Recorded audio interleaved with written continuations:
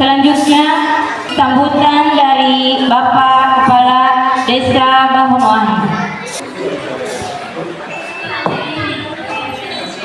Bismillahirrahmanirrahim. Assalamualaikum warahmatullahi wabarakatuh.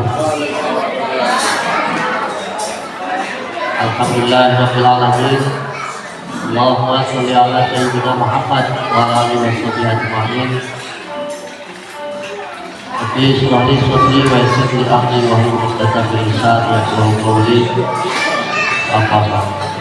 Puji syukur mari kita panjatkan kepada Allah Subhanahu wa taala yang mana pada hari ini kita masih diberikan kesempatan serta nikmat kesehatan sehingga dapat menghadiri acara ini, yaitu acara pentas seni dan pelepasan siswa-siswi tahun KBRI keempat tahun ajaran 2024-2025. Ini merupakan pelepasan ataupun kelulusan yang ke-9 ya, angkatan ke-9 yang mau dilepas ini. Sholawat dan salam semoga tetap dilimpahkan kepada junjungan kita Nabi besar Muhammad Sallallahu Alaihi Wasallam yang telah memberi ajaran, membawa risalahnya sehingga kita dapat menjalankan ajarannya dengan penuh rasa cinta, sehingga oleh karena itu semoga kita sekalian mendapatkan syafaat di yaumil qiyamah. Amin ya rabbal alamin.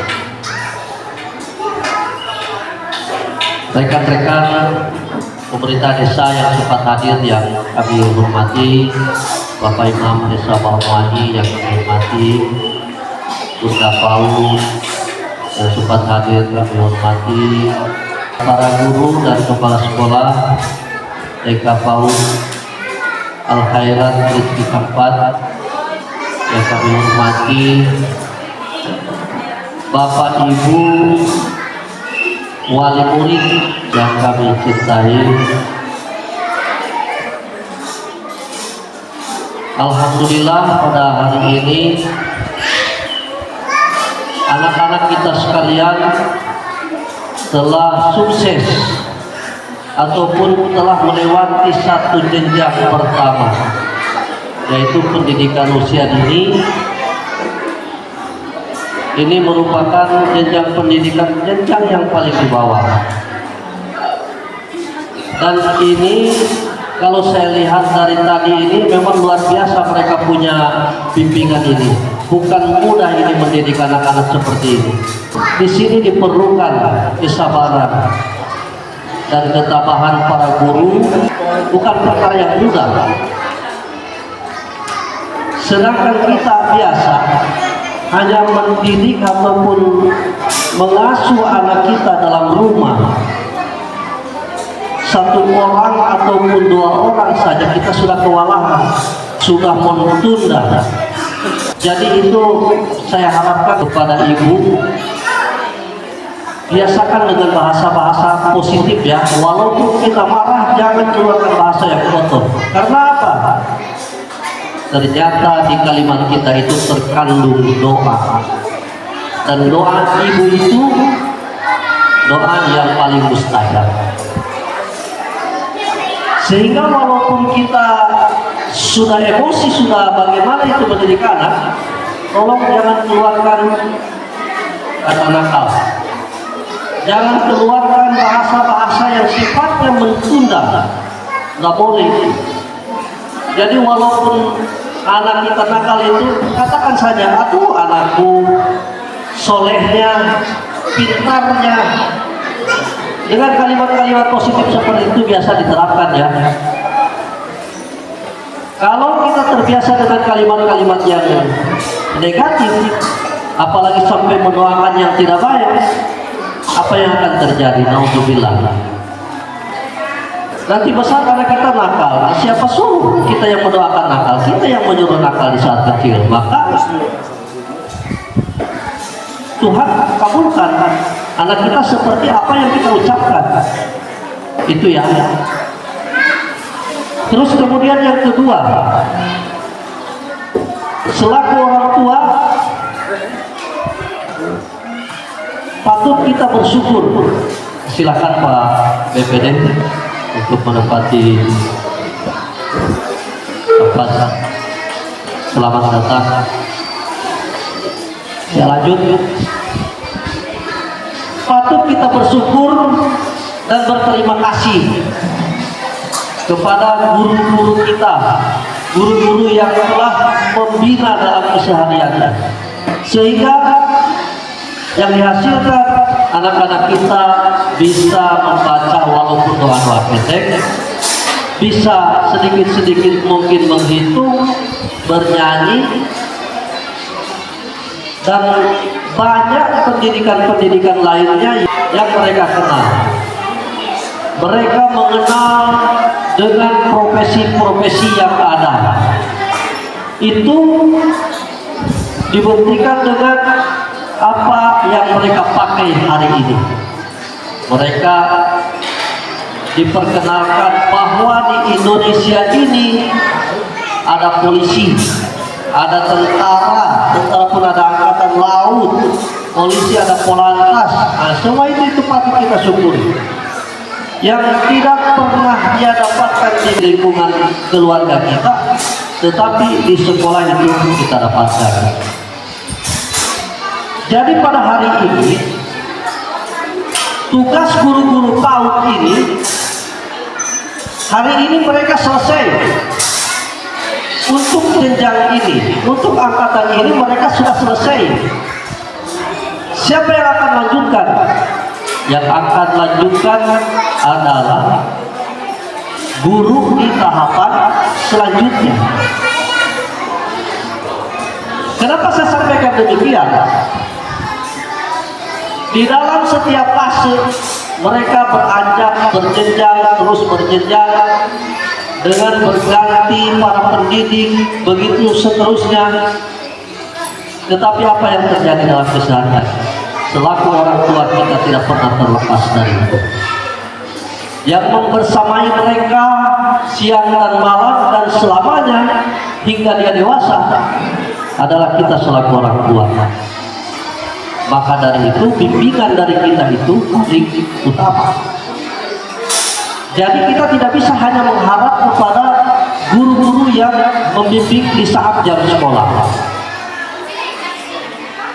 Tidak cukup mereka dapatkan hanya di jam sekolah, tetapi kita bagaimana secara bijak membimbing mereka. Kita perhatikan pola asuhnya, kita perhatikan pola makannya, nutrisinya. Itu yang harus kita lakukan. Karena masa-masa pertumbuhan seperti ini mereka ini masih memerlukan nutrisi yang cukup untuk pertumbuhan fisik dan pertumbuhan otak. Itu perlu diperhatikan. Jadi jangan sampai mereka ini apalagi sampai terbiasa dengan makanan-makanan yang mengandung zat kimia. Ingat, makanan kampung itu lebih sehat. Hinole itu lebih sehat daripada ciki. Dunui lebih sehat daripada apa semua itu yang dijual yang mengandung kimia. Itu ya. Jadi nutrisi ini perlu diperhatikan untuk pertumbuhan fisik dan pertumbuhan otak. Oleh karena itu, selaku pemerintah kami mengadakan program-program yang berkaitan dengan itu. Contoh, program posyandu. Program posyandu ini jangan dianggap remeh. Program posyandu ini sebagai bentuk kepedulian pemerintah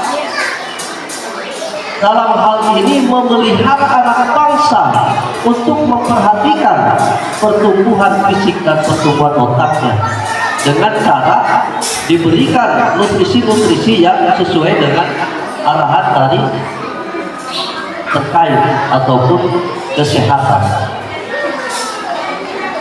Jadi saya tidak ingin ya ibu-ibu yang hadir, baik yang hadir maupun yang belum yang tidak hadir, tolong dikasih tahu kalau ada posyandu yang diselenggarakan di desa, tolong hadir. Tolong hadir. Jangan kita murah malih, jangan mentang-mentang ada sweeping gym. Nanti datang juga kemana. Nggak boleh itu, nggak boleh punya prinsip begitu. Itu berarti kita tidak memiliki tanggung jawab yang penuh terhadap anak kita. Kita lebih merelakan anak kita tidak beraturan jadinya. Karena apa? Dengan posyandu kita diberikan pengarahan oleh kesehatan. Kita diberikan pengarahan ini yang bernutrisi. Seperti itu ya, itu harus diperhatikan. Saya tidak mau lagi dengar posyandu-posyandu berikutnya masih ada yang kepala batu tidak pernah hadir di posyandu sini. Ketika terjadi sesuatu berkaitan dengan masalah kesehatan, pertumbuhan, siapa yang disalahkan? Pemerintah. Padahal pemerintah sudah berupaya dan tiap bulan diadakan secara rutin. Baik posyandu balita, ibu hamil, remaja, sampai lansia. Itu kita selenggarakan karena itu merupakan bentuk tanggung jawab pemerintah yang harus dilaksanakan. Jadi saya paling sensitif ya dengan masalah posyandu itu. Paling saya tidak suka itu kalau ibu-ibu tidak memperhatikan anaknya yang tidak mengikuti posyandu. Terus terang. Karena apa? Yang menggantikan generasi selanjutnya menggantikan kita adalah mereka ini. Bagaimana kalau mereka tidak diperhatikan masalah nutrisi dan perkembangan otaknya? Nah, sementara perkembangan zaman ke depan ini itu zaman semakin canggih. Generasi kita ini harus kita persiapkan untuk bersiap diri sehingga nantinya memiliki daya saing. Apalagi kita di kawasan industri seperti ini, di mana pesaing-pesaing yang datang di sini mereka dengan serius untuk mendapatkan apa yang kita miliki yang ada di sini. Masa kita menjadi penonton? Masa anak-anak kita nanti hanya sebagai kuli-kuli kasar dan itu kita tidak inginkan. Oleh karena itu dari sekarang supaya nutrisi dan pertumbuhan fisiknya itu terpenuhi, tolong perhatikan. Minimal tolong aktif di posyandu. Jangan mentang-mentang nanti dia ada datang. Tidak boleh seperti itu. Itu tandanya ibu yang tidak memiliki tanggung jawab. Alasan, saya sibuk mencari. Kita mencari buat siapa? Buat anak. Jadi jangan sampai dilupakan itu. Jadi itu ya. Mohon maaf, saya kalau berbicara masalah anak-anak ini, saya paling menggebu-gebu ini karena memang ini merupakan tanggung jawab kita nantinya. Bagaimana nanti desa Bahomahi ini akan seperti apa mereka buat? Itu yang mengisi mereka nanti. Kita ini paling berapa tahun sudah mati.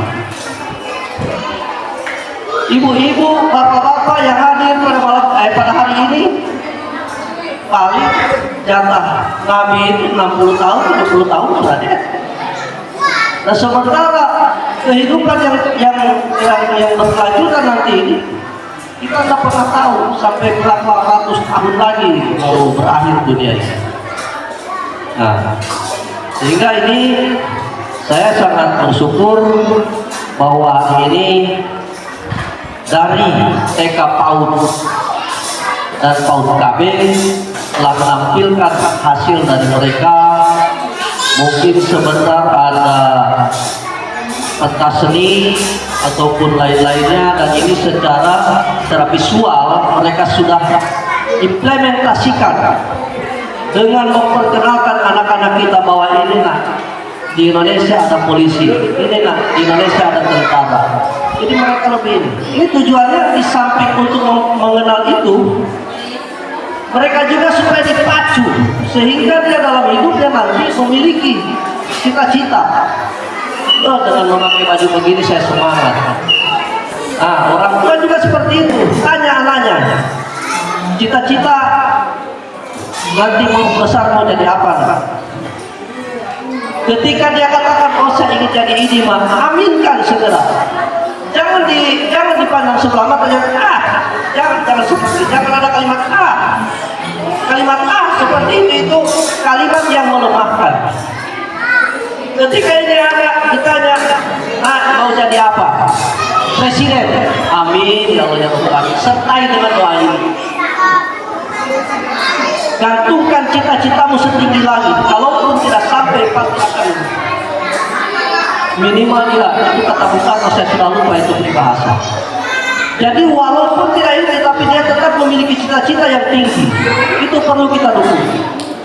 Dan selalu diingat, doa ibu, ucapan ibu itu akan menerap pada anak. Doa ibu itu mustajab. Jadi saya kembali menyarankan, tolong ibu-ibu perhatikan anak-anaknya, kita bina anak-anaknya, dan jaga kalimat-kalimat kita yang kita keluarkan di saat kita memarahi anak. Jadi kesimpulannya, dalam sambutan ini kami ucapkan selamat datang kepada ibu-ibu sebagai wali murid dan bapak-bapak undangan lainnya, juga ibu undangan lainnya. Ucapkan terima kasih atas kehadirannya. Saya mengharapkan sekali lagi kepada ibu, tolong biasakan dengan mengucapkan bahasa yang positif, bahasa yang baik, jangan bahasa yang kotor. Anak-anak mentalnya ini masih labil, masih perlu, usia-usia begini masih perlu disanjung ketika dia punya kreasi, ketika dia ada perkembangan, kita sanjung. Lo pintarnya anakku, kan bagus. Semoga kau kelak jadi itu sesuai dengan kata hati kita. Ya, jadi seperti itu. Jangan sekali-sekali ketika memarahi anak kurang ajar, anak nakal, mudah-mudahan begini begitu. Oh jangan, tolong jangan ya. Itu sama halnya kita menginginkan anak kita seperti apa yang kita ucapkan di kemudian hari. Nah, jadi itu ya. Terus kemudian selanjutnya, selaku pemerintah desa, kami ucapkan terima kasih kepada guru-guru PAUD, baik PAUD KB yang telah bersusah payah mendidik mereka sehingga mereka saat ini mereka tahu caranya bagaimana bersosial, bagaimana dia mengenal ini dan itu, dan masih banyak hal-hal yang tidak kita ketahui, tetapi mereka sudah terapkan kepada anak-anak kita. Hal yang positif adalah kita berbaik sangka terhadap mereka bahwa ini adalah sembahan terbaik dari guru-guru PAUD kita. Demikian dari saya, karena sudah ada musik juga berbunyi. Mohon maaf apabila ada kekurangan. Wabillahi taufiq wal hidayah. Assalamualaikum warahmatullahi wabarakatuh.